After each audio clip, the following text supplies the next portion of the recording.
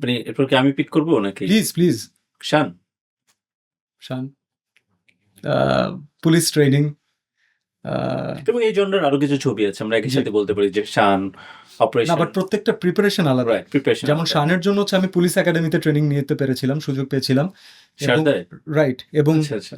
আরো ইন্টারেস্টিং বিষয় হচ্ছে আমাদের যিনি রাইটার ছিলেন আজাদ খান, উনি তো একজন সিনিয়র কর্মকর্তা।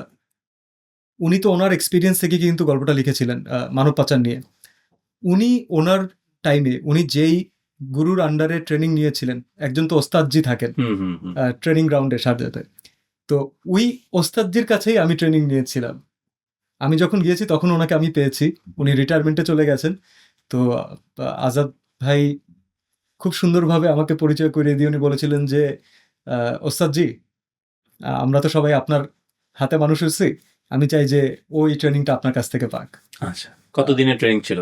That was few weeks. আমি বলবো যে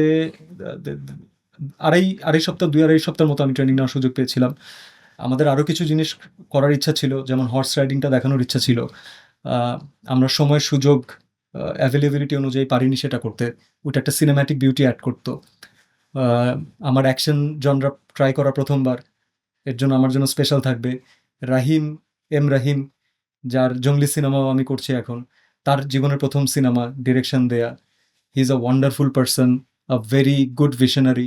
কমার্শিয়াল সিনেমার জন্য আমি বলবো একটা অ্যাসেট, যেখানে আমাদের কমার্শিয়াল ডিরেক্টর খুবই কম এখন। তাকে সাপোর্ট করা ছিল আমার একটা মূল উদ্দেশ্য, যে একজন ডিরেক্টর কখনোই প্রথম সিনেমাতে ডিমোটিভেটেড হতে পারবে না, যে তোমার যা লাগে বলো, আমরা আছি, টেনশন নেই।